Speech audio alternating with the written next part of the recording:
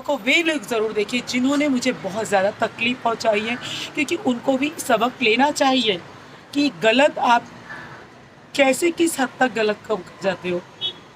Good morning दोस्तों, आज के नए व्लॉग में आपका बहुत बहुत स्वागत है। और बताइए आप कैसे हैं। और आज मैं निकल पड़ी हूँ, देखिए कहाँ के लिए। बज रहे हैं 6:30, निकल चुकी हूँ। हम कहीं जा रहे हैं, चलिए आपसे मिलाती हूँ। मेरा आउटफिट देखिए, मैंने ये पहना है वन पीस।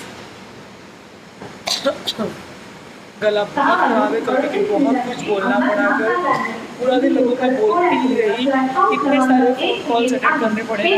थोड़ी टेंशन वाली, क्या है टेंशन,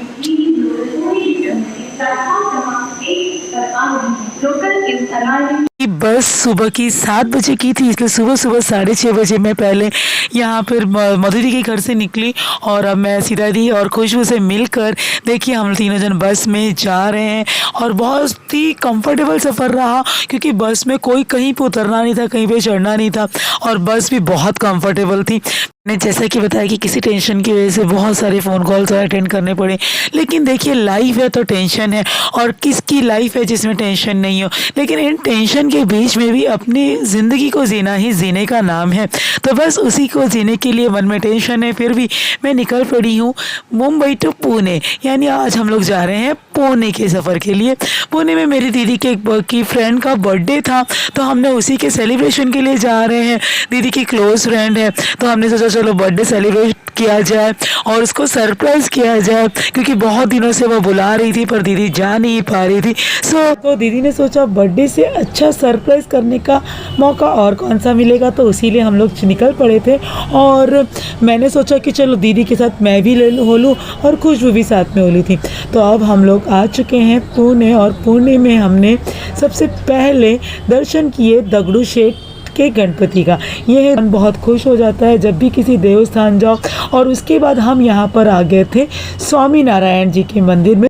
तो मंदिर उस समय बंद था जिस समय हम पहुँचे। मंदिर खुलने का समय था 4 बजे, और हम पहुँच गए थे कुछ 3:15 बजे। तो हमने पौना घंटा उस मंदिर के परिसर में ही इंतज़ार किया मंदिर खुलने का। और मैं बता दूं, इतना भव्य, इतना बड़ा परिसर है कि समय का पता ही नहीं चला कि कब समय पौना घंटा बीत गया। हमने सोचा हम कैसे पौना घंटा इंतज़ार करेंगे, बट कब निकल गया समय पता ही नहीं चला। और इतना सुंदर वातावरण। तो अगर आप पुणे जा रहे हैं तो इस मंदिर में दर्शन के लिए ज़रूर से ज़रूर आइए। और जो मैंने अभी अभी आपको दर्शन कराया पुणे के दगड़ू शेठ गणपति का, तो अगर आप पुणे में हैं तो दर्शन भी ज़रूर से ज़रूर कीजिएगा। तो 4 बज चुके हैं और अब सब लोग मंदिर में एंट्री कर रहे हैं। और मंदिर के गेट के अंदर भी इतना बड़ा स्पेस था, अब हम वहाँ पर आ चुके हैं। और अब तक हम इंतज़ार कर रहे थे मंदिर की जो मेन गेट है उसके बाहर। तो दोनों परिसर इतना भव्य और बड़े हैं ना कि आपको ज़रूर आना चाहिए। तो इस तरह से परिसर में इतनी सुंदर बागवानी की थी, और इतने सारे फूल लगे थे, और इतने सुंदर दृश्य था कि हमने काफ़ी समय तक मंदिर के परिसर में ही बिताया। मंदिर के अंदर बिल्कुल भी कैमरा अलाउड नहीं था। बस मैं यही विश करी काश के अंदर अलाउड हो, तो इतनी जो सुंदर सुंदर मूर्तियाँ थी मैं वो आपको दिखा पाती अंदर। डुगू डुगू बुगू बुगू कोई नहीं, लेकिन ये जो बाहर का परिसर भी है ना, वो अभी बेहद रमणीय था और वही बेहद मन को मोहने वाला था। अब बात करें लंच की, तो हमने सुबह काफ़ी अच्छा ब्रेकफास्ट किया था, भारी ब्रेकफास्ट किया था। तो हमको तो भूख पता ही नहीं लगी, और इतना सुंदर वातावरण था, इतना कि ज़रूरत ही नहीं पड़ी कि भूख लगी है, ऐसा महसूस ही नहीं हुआ। तो हमारा लंच तो स्किप हो गया, हमने लंच लिया ही नहीं किया सीधा फिर हमने डिनर के लिए हमने होटल की तलाश की इसके बाद वाली क्लिप में। और आपको बता दूँ, क्योंकि हमको केक भी तो कटिंग करना था, तो उसके लिए कहीं ना कहीं अच्छी जगह बैठकर उसके हमें बर्थडे सेलिब्रेशन करना था। तो बस इसके बाद इस सुंदर से मंदिर के नज़ारे के बाद मैं आपको दिखाती हूँ कि जो होटल हमने विज़िट की, जो होटल में हमने देखा वो बहुत ही सुंदर है। अब निकल चुके होटल की तलाश में, और ये जो होटल की तलाश हम कर रहे थे, ये देखिए कितना सुंदर होटल था, कितने सुंदर से सजाया गया। लेकिन नहीं जनाब, हम यहाँ पर नहीं गए, क्योंकि उनका टाइमिंग था 7 के बाद स्टार्ट होना, और हम तो पहुँच चुके थे 6 बजे कि हम केक काटेंगे उसके बाद हम कुछ डिनर ले लेंगे, क्योंकि वापस हमको मुंबई भी तो आना था। लेकिन देखिए कितना सुंदर होटल बना है, लेकिन कोई फ़ायदा नहीं हुआ कि हम यहाँ पर बैठ सकें। और लेकिन बहुत अच्छा हुआ कि हम यहाँ पे नहीं, क्योंकि इसके बाद जो हम होटल गए वो होटल तो और भी खूबसूरत था। तो ये देखिए ये कितना कलरफुल होटल है।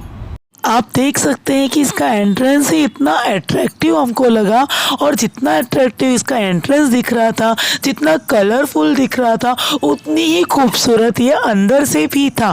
तो बेहद अच्छा लगा होटल में अंदर जाके, हमने बहुत अच्छे से एंजॉय किया। और ठीक है, ऊपर का जो कहते हैं ना, सूरत पे नहीं सीरत पे जाना चाहिए। तो इस होटल की एक खासियत बता दूँ, सूरत जितनी बेहतरीन थी उतनी ही बेहतरीन इसका की सीरत भी थी। समझ गए ना, यानी इसका खाना भी उतना ही परफेक्ट और अच्छा था। ये देखिए एंट्रेंस के साथ ही जो क्रिसमस ट्री को इतने अच्छे से गोल्डन लाइट में सजाया गया था कि आते ही बस उसने मन मोह लिया। और ये देखिए आप होटल के अंदर का नज़ारा देखिए, हर एक चीज़ को इतने सलीके से सजाया गया था कि बस देखते ही बनता था कि बस ऐसा लगता था कि बस अब यहीं पर बैठ जाओ। और ये हमने जो टेबल सेलेक्ट करी, हमने ये टेबल सेलेक्ट करी, ये देखिए एंट्रेंस में यहाँ पे जाकर हम बैठ गए। और इसमें भी इस तरह से मतलब एक स्विमिंग पूल की तरह था, नीचे खूब सारा पानी था। और ये है हमारा केक से कटिंग हो चुका है, हम एक दूसरे को केक खिला रहे हैं। चूँकि दीदी की फ्रेंड बिल्कुल भी कैमरे में आना नहीं चाहती थी, उसके घर से कुछ मना ही थी, तो हमने उसको बिल्कुल कैमरे में नहीं लिया। हमारा टेस्टी खाना बहुत ही सॉफ्ट, मतलब बहुत ही अच्छा था, टेस्ट भी अच्छा था। और कुलचे जो इतने सॉफ्ट थे ना कि एक बिना दांत वाला व्यक्ति भी बहुत आराम से खा सकता है। तो हमने बहुत अच्छे से एंजॉय किया खाने को। एंजॉय करने के बाद और पूरे होटल को हमने एक बार विज़िट किया। ये देखिए यहाँ पे बर्थडे सेलिब्रेशन के लिए स्पेशल इन्होंने बना के रखा था, लेकिन हमने ये नहीं से लिया क्योंकि इसके चार्जेस ज़्यादा थे और अननेसेसरी 10-15 मिनट के लिए इतना चार्जेस देना हमको अच्छा नहीं लगा और ना ही हम उसको अफोर्ड कर सकते थे। तो हमने उसको नहीं लिया। और लेकिन बर्थडे नहीं, बल्कि उन्होंने सजाया बहुत अच्छे से था कि अगर कोई बड़ी बड़ी पार्टियां आ जाए बर्थडे सेलिब्रेशन के लिए तो इसको एंजॉय कर सकते हैं। तो इस तरह से पूरे होटल का नज़ारा मैं ले रही थी। हमने बहुत अच्छे तरीके से ये पूरा दिन व्यतीत किया, हमको पूरा दिन अच्छा लगा। देखिए हम मुंबई से पुणे गए, पुणे से वापस सेम डे हम रिटर्न हुए, लेकिन हमको थकान बिल्कुल नहीं लगी क्योंकि जब आपके करीबी लोग आपके पास होते हैं, आपके साथ होते हैं और आप उनके साथ उनकी खुशी के लिए कुछ अपना समय देते हो तो आपकी खुशी दुगनी हो जाती है। तो इसी तरह से हमने पूरा दिन एंजॉय किया और बिल्कुल भी थकान नहीं हुई। इसीलिए नहीं हुई क्योंकि हमने अपनों के साथ समय बिताया। तो बस इस वीडियो के अंत में यही मैसेज दूंगी कि अपनों के साथ समय बिताया करिए, कुछ उनके लिए करना सीखें। अपने लिए तो सभी लोग करते हैं, तो मैं तो हमेशा इसी पे बिलीव करती हूँ कि कितना लोगों की खुशी को खुशियाँ दे सकूँ। लेकिन पर मेरे ही रिश्तेदार कुछ ऐसे हैं जिन्होंने मैंने उनके लिए साथ बहुत अच्छा किया, लेकिन मुझे इस तरह से उन्होंने गलत तरीके से ट्रीट किया तो मन को बुरा लगता है। तो ये जो आप अगर किसी के साथ अच्छा नहीं कर सकते हैं, किसी को के साथ प्यार के 2 बोल नहीं बोल सकते हैं, तो उनके साथ कटु शब्द तो मत बोलिए। खासकर उन लोगों के साथ जिन लोग आपके साथ, जिन आपकी मुसीबत में आपके काम आए। आप जब आपको मुसीबत में थी तब तो आप उनको याद करते थे, मुझे याद करते थे, तो आज आप उसे इस तरह से मक्खी जैसे निकाल के फेंक देते। तो इस वीडियो के माध्यम से मैं यही कहना चाहती हूँ कि अगर आपकी मदद किसी ने की है तो आप उसको, मदद की हो या ना की हो, हर किसी से प्यार करना सीखें, हर किसी से प्यार से बात करना सीखें। कम से कम अपने बड़ों के साथ, हमसे छोटे हो के आप इस तरह से ट्रीट करोगे तो बुरा लगता है। तो उन सभी को इस वीडियो के माध्यम से मैं मैसेज देना चाहती हूँ कि अगर आपके अपने आप से प्यार करते हैं तो उनके साथ प्यार करना सीखें, और अगर आप प्यार से बात नहीं कर सकते हैं तो कम से कम उनको गलत तरीके से तो ट्रीट ना करें। खासकर उस समय जब आपके अपने उन्होंने आपकी मदद की होगी आपके बुरे समय में। तो ऐसा मत करिए, समय सबके साथ होता है और समय सबका बदलता है। तो मैं इस वीडियो को खासकर उन लोग ज़रूर देखें जिन लोगों ने मेरे साथ गलत किया है, क्योंकि ये वीडियो सिर्फ मुझे बहुत बुरा लगता है उनके साथ, क्योंकि आज जब अपने आप के साथ होते हैं ना तो बहुत अच्छा लगता है। आज हमारी गलती नहीं, उनकी गलती होने की वजह से भी उन्होंने इस तरह से ट्रीट किया, तो बुरा लगता है और ख़ासकर तुम इस तरह से ट्रीट करते हो, बहुत गलत बात है।